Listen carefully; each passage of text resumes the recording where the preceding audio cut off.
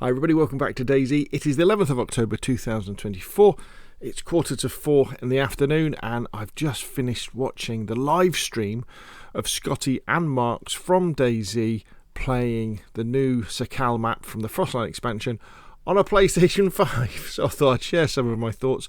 We'll look at a few screenshots and look forward to the release next week on the 15th of October. Now remember that what Scotty was playing here, he was playing on a PlayStation 5, so are they still called next-gen consoles? I'm not sure. They've been current-gen for quite a while, haven't they? So performance on PlayStation 4s and Xbox Ones may well be different, but it always has been different. However, Sakhal is a smaller map than Chernarus, so it should be that there's less things loading into memory, so it may actually run smoother than Chernarus and Livonia does anyway. Also, Scotty was basically playing on an empty server. I guess what they've got is a PlayStation or a PlayStation dev kit plugged up to a computer that's pretending to be an official PlayStation or a community PlayStation server, and so there wasn't any other load on the server in terms of other players running around and the server having to spawn in zombies and the various events and stuff like that. What I can say, and we'll look at a few screenshots in a minute, is it looked really good. It seemed to play very, very nicely. You're not getting the absolute crispness and view distance that you get with PC, but you know, this is DayZ on console. There's always going to be some compromises that way.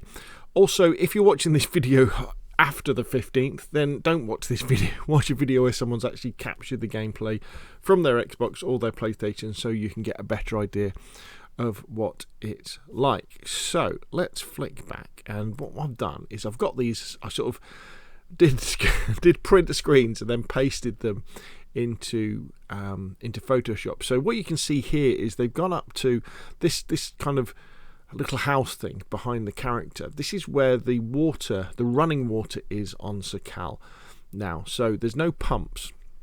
What you've got to do is go up behind some of the villages and towns and you'll find these paths and they'll end in one of these, and this is where you can have a drink without getting poisoned, because although yes, you can eat the snow that's around the island, that has all been contaminated with the various noxious gases and particles from the volcano. So if you eat that snow without purifying it using gelatin tablets, I probably said that wrong again, you're going to get heavy metal poisoning. So you find these, and that means that you can then do that. As you can see as well, he did have a plastic bottle that I think he was going to try and fill it up, but it's frozen because bottled food and drink will be frozen on Sakhal as well. So if you find something, you've got to defrost it.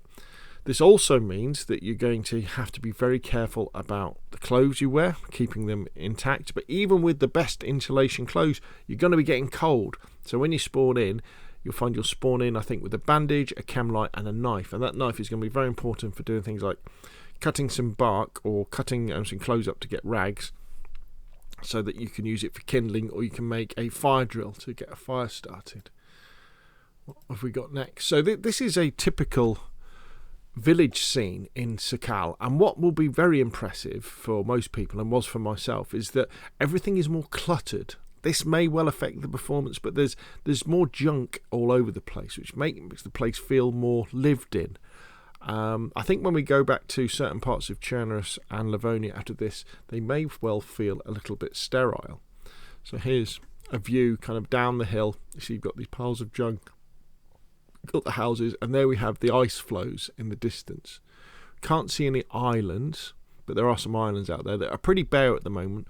But in the same way that Chernarus and Livonia have been updated over the last several years and bits added into them, that's what's going to be happening to Sakhal as well. Yeah, some of those outlying islands may well not have much on, but I guarantee they will have, and especially on community servers when people are going to start adding them in as well.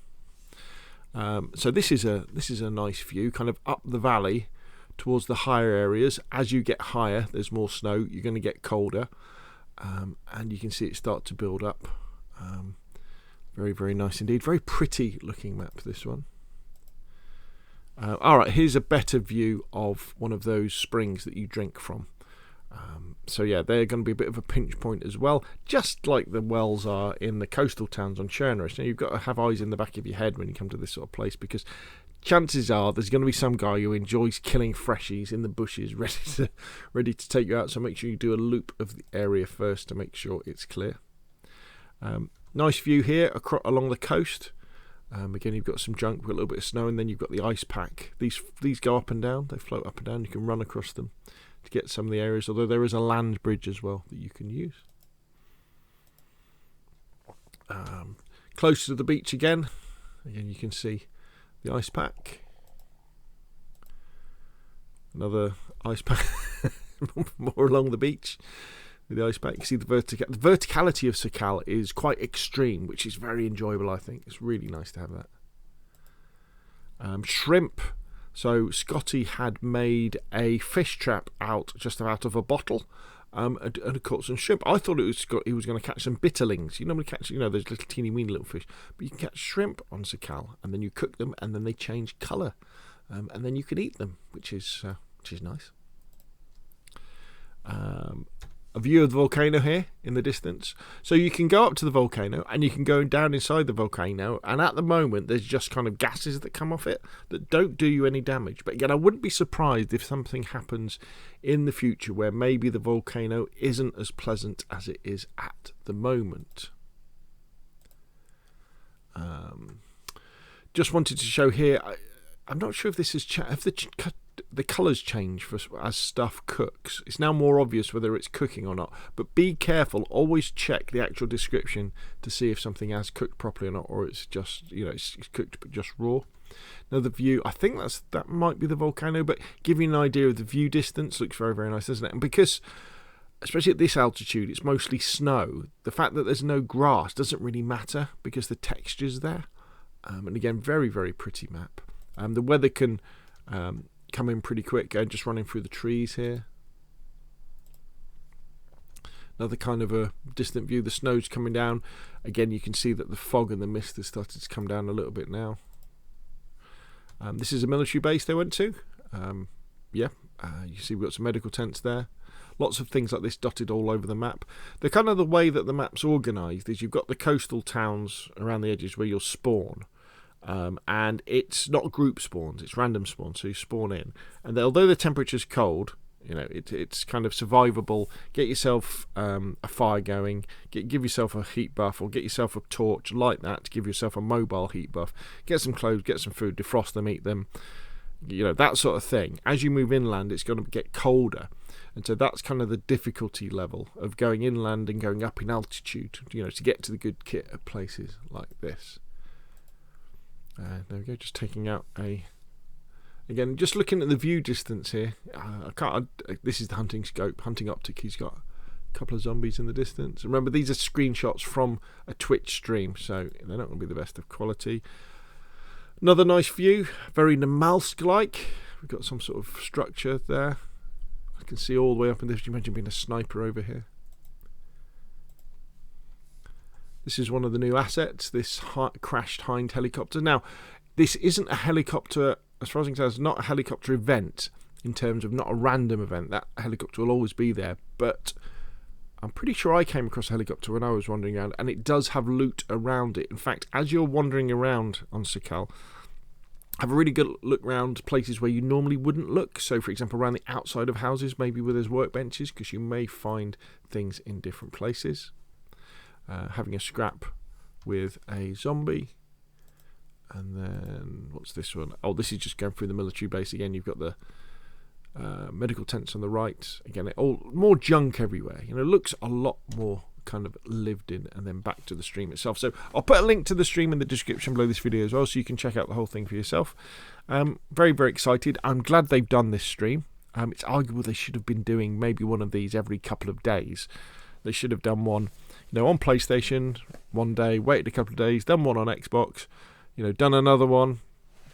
I'm sure there's a few more console players who are on the dev team who would have been more than happy to sit in with Marks or with Scotty riding shotgun, to show us the various parts of the island, to give it the coverage on console that it has on PC. But well done, Bohemian Interactive, well done, DayZ, for doing this. And I, for one, I feel a lot better now about Sakhal coming to us next week, that it's going to run okay. Again, we haven't seen it on old hardware, so we'll have to see, but generally DayZ doesn't run quite as well on old hardware. And as long as you can kind of put the cost of it in terms of I am supporting the dev team, and if this is a success for DayZ, that could mean more maps in the future, especially if they can do it this quick way, where they take a terrain, say from Armour 3 or Armour 2, that console players will have never seen anyway, and then can reasonably quickly then turn that into a playable terrain, within a year. That bodes very well, doesn't it, for having lots of maps on official. Anyway, what do you think though? Put your questions and comments down below. Thank you very much for watching, and I'll see you again soon.